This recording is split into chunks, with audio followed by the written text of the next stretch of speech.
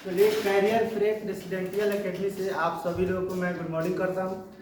आज हम लोग अपने देश के बारे में यानी भारत के बारे में हम लोग जानेंगे कि हम लोग के देश का जो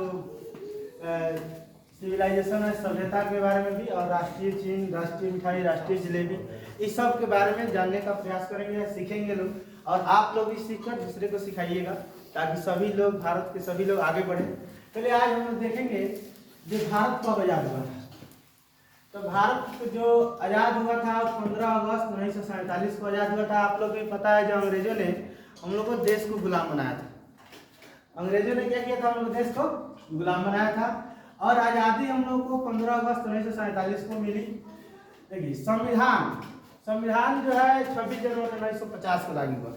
देश तो हमारा आज़ाद हो गया था 1947 में, लेकिन अंग्रेजों का मानना था जो आप लोग एक नियम कानून बना लीजिए, तब हम लोग आपके देश को छोड़ के जाएंगे। तो संविधान जो है लागू हुआ 26 जनवरी 1950 को, लेकिन संविधान दिवस बोला जाएगा। तो बनकर संविधान तैयार हो गया था 26 नवंबर, लेकिन 2 महीना बाद 26 नवंबर 1949 को हमारा संविधान बनकर तैयार हो गया था, लेकिन 2 मंथ लेट कर दिया गया। 26 जनवरी 1950 को लागू किया गया। आपसे संविधान दिवस पूछा जाएगा तो 26 नवंबर बोलिएगा। 26 नवंबर, इसको हम लोग संविधान दिवस मनाते हैं, संविधान दिवस के रूप में मनाते हैं 26 नवंबर। इसका लेखक थे, राइटर थे, भीमराव अम्बेडकर थे। संविधान को लिखे थे, लिखने में 2 वर्ष 11 महीना 18 दिन लगा था। चलिए, राष्ट्रीय पुष्प के बारे में अगर हम लोग बात करेंगे, हम लोग का देश का राष्ट्रीय पुष्प क्या है, फूल क्या है, तो देखिए हम लोग प्यारा सा फूल कमल कितना सुनहरा है। हमारे देश के सबसे धरोहर फूल माना जाता है इसको, जिस पर सरस्वती माँ विराजमान रहती है। चलिए, अब हम लोग देखेंगे राष्ट्रीय चिन्ह के बारे में। देखेंगे अशोक चक्र। देखिए, अशोक चक्र जो है राष्ट्रीय चिन्ह, अशोक चक्र के बारे में यहाँ पर देखेंगे। ये मेरा हम लोग का अशोक चक्र है, आप लोग भी देख सकते हैं कितना प्यारा सा है। चलिए, अब हम लोग देख रहे हैं राष्ट्रीय त्योहार के बारे में।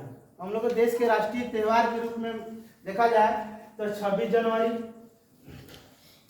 गणतंत्र दिवस के रूप में मनाते हैं। 15 अगस्त स्वतंत्र दिवस के रूप में मनाते हैं। 2 अक्टूबर गांधी जयंती। आप लोगों को पता है जो गांधी जी कितना संघर्ष करके अंग्रेजों को अपने देश से भगाए और भारत को आज़ादी दिलाई। बहुत सारे वीर सपूतों ने भारत की आज़ादी दिलाने में, बहुत सारे वीर सपूतों का योगदान था। अब देखेंगे हम लोग राष्ट्रीय पक्षी। राष्ट्रीय पक्षी देखिए, राष्ट्रीय पक्षी मोर है। और मोर जो है कितना जंगल में या बारिश वारिश होती है तो देखती है, नाचता है, कितना अच्छा लगता है। सबसे अच्छा पक्षी माना गया है मोर को भारत के लिए। चलिए, राष्ट्रीय पशु को देखा जाए तो राष्ट्रीय पशु हम लोग का बाघ है। देखिए, राष्ट्रीय पशु क्या है, बाघ। अब आप लोग भी बताइए, बाघ में और शेर में अंतर क्या है, कमेंट करके जरूर बताइएगा आप लोग। अगर नहीं तो मैं फिर बताऊंगा आप लोग को नेक्स्ट वीडियो में।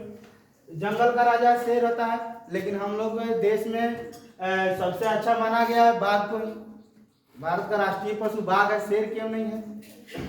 चलिए, राष्ट्रीय नदी की बात किया जाए तो गंगा। राष्ट्रीय नदी जो है गंगा है। देखिए, गंगा नदी स्क्रीन पर आप लोगों को दिख रहा होगा, गंगा नदी। अब हम लोग देखेंगे राष्ट्रीय मिठाई के बारे में, जलेबी। देखिए, जलेबी आप लोग को मन तो ललच नहीं रहा है जलेबी को देखकर। देखिए, इसको राउंड राउंड ब्रेक के नाम से एक लड़का हमको सिखाया था। हम पूछे थे इसका नाम बताइए बाबू, इंग्लिश में जलेबी क्या कहते हैं, तो बोला था राउंड राउंड ब्रेक। हम सुनकर चौंक गए थे, लेकिन देखिए कितना अच्छा जलेबी है। आप लोग भी खा सकते हैं आकर कैरियर प्रेप में। चलिए, राष्ट्रीय मिठाई हो गया। अब देखेंगे राष्ट्रीय गीत। राष्ट्रीय गीत जो है हम लोग का वंदे मातरम है। राष्ट्रीय गीत क्या है, वंदे मातरम जो है, इसको इनका राइटर जो है बंकिम चंद्र चटर्जी जी हैं। राष्ट्रीय गीत को गाने में 65 सेकंड लगता है। अब देखेंगे हम लोग विरासत पशु के बारे में। देखिए, विरासत सबसे लंबा बोला जाएगा तो जिराफ है भारत का, लेकिन विरासत देखा जाए सबसे शरीर इनका विशाल है, जो एलिफेंट जो है कुछ ही देर में आप लोग को स्क्रीन पर आने वाला है। देखिए, एलिफेंट जो है इनका खाने का दांत अलग, दिखाने का दांत अलग होता है। उसी तरह दुनिया है, दिखाती कुछ और है, करती कुछ और है। चलिए, विरासत पशु हो गया। अब देखेंगे राष्ट्रीय खेल। राष्ट्रीय खेल हॉकी। राष्ट्रीय खेल हॉकी, लेकिन हॉकी को कोई लोग महत्व नहीं देते हैं। भारत के देना चाहिए, हॉकी को महत्व देना चाहिए। सारे लोग क्रिकेट के दीवाने हैं। सारे लोग किसका दीवाने हैं, क्रिकेट का दीवाने हैं। ये हॉकी को कोई नहीं उतना ज़्यादा जो है भारत में वैल्यू नहीं दिया जा रहा है, लेकिन इसको भी देना चाहिए हॉकी को करके। चलिए नेक्स्ट जो है हम लोग चलो हॉकी का जो है देखिए आप लोगों के सामने स्क्रीन पर आ गया हॉकी।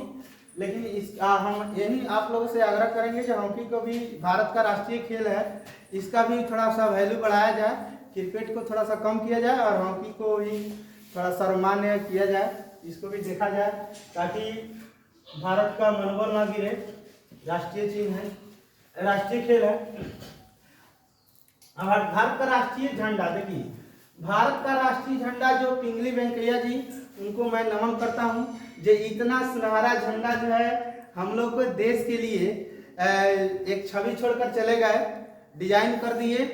देखिए राष्ट्रीय झंडा के थोड़ा सा इसके विस्तार पूर्वक जानेंगे तो राष्ट्रीय झंडा के बारे में देखिए, पिंगली वेंकैया जी जो थे ऊपर रखे केसरिया, यानी जो केसरिया जो है रंग जो है हम लोग को मजबूती को दर्शाता है। उसके बाद जो है बीच में डाल दिए सफेद। देखिए हम लोग का सुनहरा झंडा जो है आ चुका है स्क्रीन पे।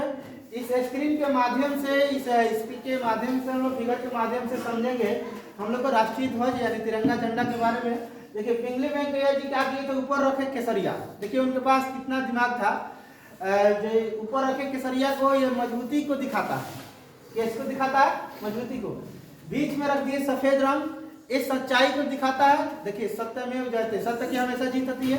इस बीच में सफेद रखिए, नीचे रखे ग्रीन, ग्रीन जो दर्शाता है वो हरियाली को दर्शाता है। देखिए कितना जो है नीचे धरती पे जो है हम लोग को भारत माता हरियाली दी हुई है।